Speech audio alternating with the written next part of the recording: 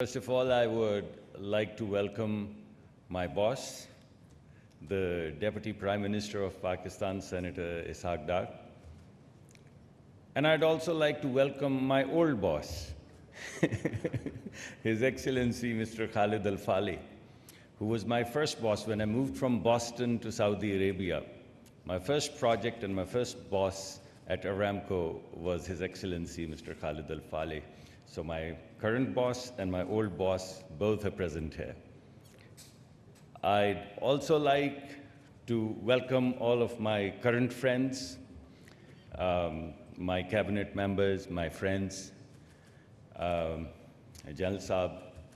I'd also like to welcome my new friends, particularly His Excellency Mr. Ibrahim Al-Mubarak. Thank you very much, the entire delegation, for visiting Pakistan. I have worked with many of you in the past in Saudi Arabia, so it's wonderful to see you again in Pakistan. When I used to go there, I used to feel that's my second home. Now that you're here, I'd like to welcome you to your second home. There is no doubt that we've had historical ties. Saudi Arabia is one country which has been Pakistan's ally forever. No matter how you cut it, you look at it economically, Saudi Arabia has been there. You look at strategically, Pakistan and Saudi Arabia have both held their hands. You look at it socially, our countries don't go as far back as our cultural ties. It spans over 1400 years. Nothing goes deeper.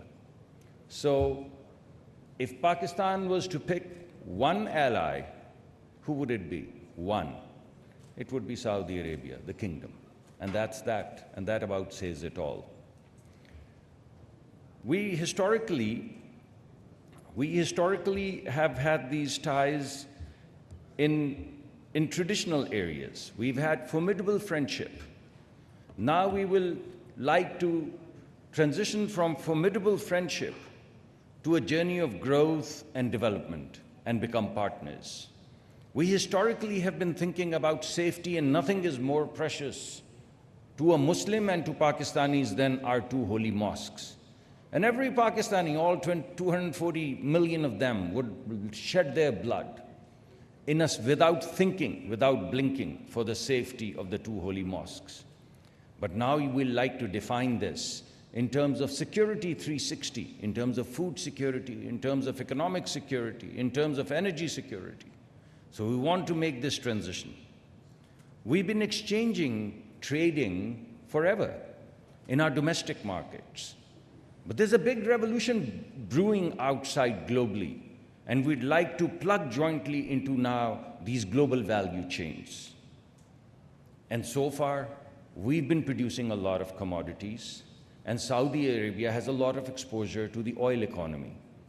But out there is an industrial 4.0 revolution going on, for which both countries are ready. And we'd like to join our hands and move from where we are to this new destination.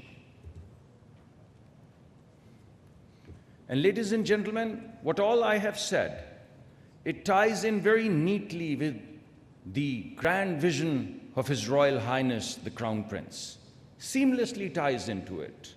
If you look at the kingdom's vision, what do you see? You see growth. And when you look at Pakistani economic vision, what do you see? You see exports. So growth in Saudi Arabia, exports from Pakistan, they tie together. That's our journey. What else do you see? You see resource-intensive clusters and energy-intensive clusters in Saudi Arabia. And what do you see in Pakistan? Employment-intensive cultures. What do you see inside Saudi Arabia? Our drive towards innovation, our drive towards diversification, our drive towards new technologies, new business models. And what do you see in Pakistan? A big thrust towards productivity. Everything that we're doing in Pakistan is about productivity. So when you put these things together, you see a natural synergy. We want remittances, you want indigenization, you want technologies. We have a lot of people, we have a lot of technology, we have a lot of engineering schools. It's all going to come together. In terms of your second thrust, a vibrant society, the values, the culture, the synergies, I think the only difference that you and I have, you and us have, is the thobe, and I have one at home. I was just telling His Excellency. So there you go. So behind the thobe, we are the same people culturally. You want Islamic values, we want family values. Our family values are what values? They're Muslim Islamic values. It's the same thing. You want a certain kind of vibrant cities. We have the northern areas where the families would be as comfortable as my family would be in Riyadh. So bring your families, go to these mountains that we just showed in the video, and that would be the cultural exchange, that would be the societal exchange, the vibrant society, a new fabric that we can jointly weave.